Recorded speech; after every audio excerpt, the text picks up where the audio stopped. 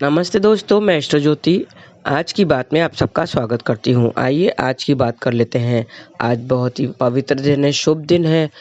आज मंगलवार का दिन है। मंगलवार के दिन हनुमान जी की पूजा उपासना करते हैं, तो हनुमान जी को चोला चढ़ाएं और ओम हन हनुमते नमः ऐसा जाप करें। आज शुरू वास्तु की बात से करते हैं, फिर आज की खास बात लेंगे। और क्योंकि आज 30 जनवरी है, गांधी जी की महात्मा गांधी जी की पुण्यतिथि है, तो उसके बारे में कृष्ण कथा में हम थोड़ा सा ज्ञान ले लेंगे।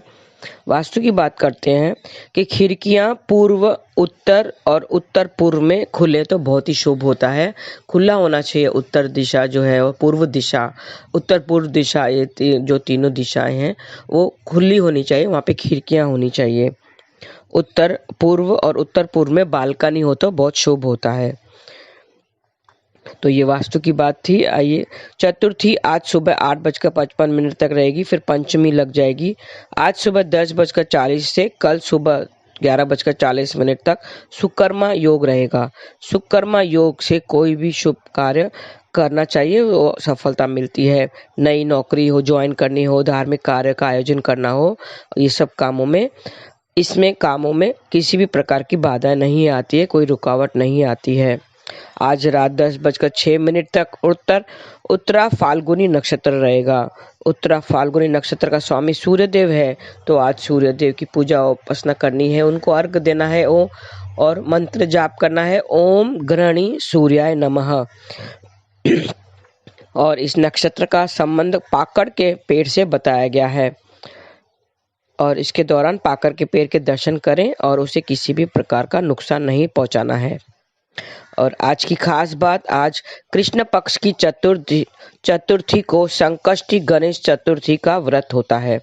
चतुर्थी तिथि आज सुबह 8:55 तक रहेगी। आज उद्या तिथि चतुर्थी और मंगलवार का दिन आया है, तो चतुर्थी तिथि के दिन मंगलवार हो तो अंगार की चतुर्थी कहलाती है। अंगार की चतुर्थी का सीधा संबंध मंगल ग्रह से है, और अंगार की चतुर्थी आज ही मनाई जाएगी। कल भी हमने जो गणेश जी के उपाय बताए थे वो आज भी कर सकते हैं। गणेश की जी पूजा आराधना करना है और उनके यहाँ पे घी का दीपक जलाना है।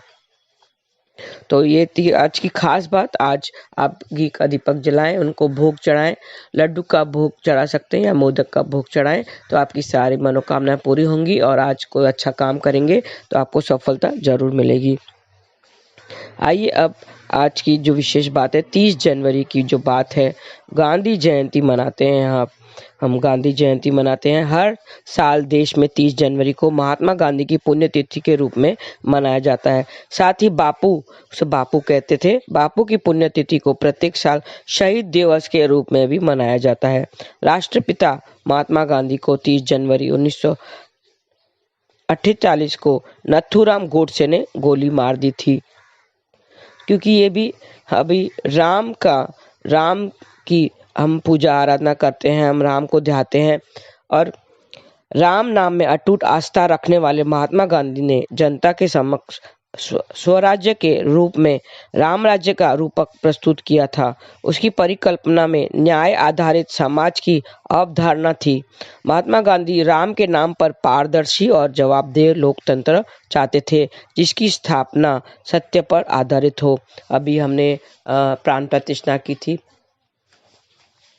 तो अयोध्या में श्री राम जी की प्राण प्रतिष्ठा हुई है, तो सब जगह राम, अभी भी राम का नाम गूंज रहा है। तो इसी संबंध में आज महात्मा गांधी की पुण्यतिथि पर भी हम थोड़े से राम की बात ले लेंगे, कैसे महात्मा गांधी भी राम से जुड़े थे। जब महात्मा गांधी की जीवन चर्चा की पड़ताल करते हैं तो पता चलता है कि इसके पास अमोघ शक्ति थी। उसका नाम था राम। बचपन से लेकर आखिरी समय तक उनके मुंह पर राम नाम ही रहा। उन्होंने उस नाम को कभी विसारा नहीं। वर्ष 1947 में जब उनकी हत्या की आशंका प्रबल हो गई थी, तो उन्होंने कहा कि हो सकता है कि मैं मार दिया जाऊं, लेकिन मैं अपनी अच्छी मौत उसे ही मानूंगा जब मेरे मन में हत्यारे के लिए घृणा का भाव न हो और मेरे मुंह से अंतिम समय भी राम नाम निकले। यह उस अपार श्रद्धा और विश्वास का ही प्रभाव था कि 30 जनवरी को जब 20वीं सदी में सर्वोत्तम ऋषि मुख से श्राप नहीं अपितु अंदर से मंत्र ही निकला, राम हे राम। अब अंत समय में भी उसके मुंह पर राम का नाम था। इसका तात्पर्य था कि मैं तुम्हें प्यार करता हूँ, आशीर्वाद देता हूँ और क्षमा करता हूँ। दरअसल गांधी राम से ऐसे जुड़े थे जैसे गाय से बछड़ा। महात्मा गांधी जन्मदार साहसी नहीं थे। बचपन में वह बड़े डरपोक थे। स्कूली शिक्षा के दौरान वे अपने से कमजोर लड़कों से भी भयभीत में रहते थे। भूत प्रेत का भय भी उन्हें बहुत सताता था। बावजूद इसके उसमें साहसी और सशक्त होने की अदम्य इच्छा थी। इस भय से मुक्ति का उपाय सबसे पहले उनकी खानदानी आया रंभा ने सुझाया था। उन्होंने मोहनदास, जो उनका नाम था मोहनदास करमचंद गांधी, मोहनदास को परामर्श दिया कि यह स्वीकार करने में कि तुम डरपोक हो कोई हानि नहीं है।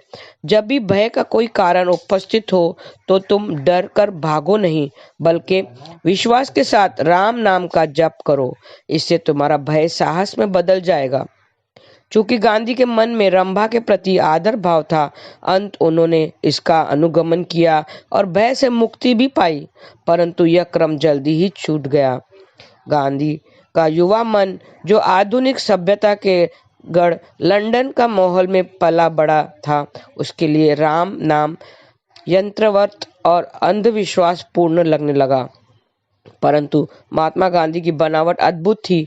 वे ऐसे विज्ञानी थे जिन्होंने अपने शरीर को ही प्रयोगशाला में परिवर्तित कर दिया था।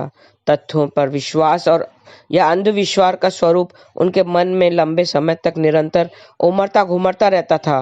रंभा की राय से पड़ा हुआ बीज बचपन से उनके मानस में उनके मन में उपस्थित था। जब दक्षिण अफ्रीका में उथल पुथल का समय आया, तब वह मंत्र अंदर से भरकर उनके समक्ष आ गया। उन्होंने अपने प्रयोग से जीवन में उनकी सार्थकता की परीक्षा की। वही मंत्र उनका प्रमुख आश्रय और शक्ति का अमोघ मंत्र बन गया। उन्होंने लिखा, मंत्र व्यक्ति के जीवन का सहारा बन जाता है और व्यक्ति को हर परीक्षा में सहज रूप से सहायता करता है। वे मानते थे मंत्र की हर पुनरावृत्ति नए अर्थ का वाहन बनकर सामने आती है। उनका हर जप हमें भगवान के निकट ले जाता है। दरअसल मंत्र का वह आधुनिक सूत्र है जो व्यक्तित्व के नकारात्मक पक्ष को सकारात्मक पक्ष में बदल देता है। वह क्रोध को करुणा में, बुरे भाव को सद्भाव में और घृणा को प्रेम में परिवर्तित कर देता है। मंत्र में ऐसी शक्ति होती है, यह मस्तिष्क को शांत बना देता है और विभक्त और परिसर विचारों को शांत करके चेतना के गहन स्वरों तक ले जाता है। महात्मा गांधी भी इन सब विचारों से सहमत थे। महात्मा गांधी के लिए राम नाम का मंत्र अक्षय आनंद का स्रोत बन गया था। वे प्रतिदिन मीलों टहलते समय भी इसका जप करते रहते थे। जप की यह प्रक्रिया तब तक निरंतर चलती थी जब तक मंत्र का अंत संगीत या उनके कदम ताल श्वास की गति को स्थायी रूप से नहीं प्रदान कर देते थे। मंत्र साधना ने उन्हें भय और क्रोध पर नियंत्रण करना सिखाया। परिणाम यह हुआ कि उनकी आंतरिक शांति को मन की सतह तक चलने वाली अशांति या किसी अन्य तरह की हिंसक व्यवधान न तो हिला सकता था और न उसका नाश कर सकता था। वे अपूर्ण राम पर आश्रित हो गए थे। तो हमें भी राम नाम का सहारा लेना चाहिए था। महात्मा गांधी के राम अद्भुत हैं। वे सोने जागने से लेकर दर्द निवारक का भी काम करते हैं। शर्त यह है कि राम का नाम केवल जिह्वा से न निकालकर मन और हृदय से निकालें। महात्मा गांधी एक बेहतरीन संप्रेषक थे। अपनी बात को जनता तक पहुंचाने की कला वे माहिर थे। वे कहते हैं कि हनुमान के पास अपार शक्ति थी, जिन्होंने पर्वत उठाया और समुद्र लांघ गए। ऐसा इसलिए हो सका कि राम हनुमान के केवल होठों पर नहीं, उनके हृदय में विराजमान थे। महात्मा गांधी की संपूर्ण जीवन गाथा भय से अभय की यात्रा का दुर्लभ दस्तावेज है, जिसे कोई भी आसानी से बांट सकता है। राम महात्मा गांधी के इतने निकट रहे कि उन्होंने अपने आदर्श समाज का नाम ही राम राज्य रख दिया। वे कहते हैं कि यदि किसी को राम राज्य शब्द बुरा लगे तो मैं उसे धर्मराज कहूंगा। श्री रामचरितमानस के पाठक यह बखूबी जानते हैं कि राम राज्य के प्रसंग में सब शब्द की 8 बार आवृत्ति हुई है। इस समूहवाचक सब का प्रयोग समाज के सभी वर्गों के भले ही के लिए किया गया है। तो इसके लिए हमें भी राम का नाम लेकर अपना जीवन बिताना चाहिए, क्योंकि गांधी भौतिक धरातल पर राम राज्य की कल्पना करते थे। राम का राज्य धर्म और पुण्य के कार्य में रमे रहने वाले एक आदर्श राज्य था। पवित्रता और सत्यनिष्ठा पर आधारित यह राज्य कोई यूटोपिया नहीं है। महात्मा गांधी के शब्दों में ही कहें कि यह स्वराज्य हमारी हथेली में है। तो आपने देखा कि जो महात्मा गांधी था वो भी राम को पूजा करते थे। इससे हमें भी राम नाम की अमोल शक्ति को अपने पास रखना है और मंत्र जाप करते रहना है, क्योंकि आजकल जो कलयुग का समय चल रहा है, तो कलयुग केवल नाम आधारा ऐसा, तो हमें भी राम का साथ लेना चाहिए और नाम जाप करना चाहिए। हरे कृष्ण कृष्ण कृष्ण हरे हरे, हरे राम राम राम हरे हरे।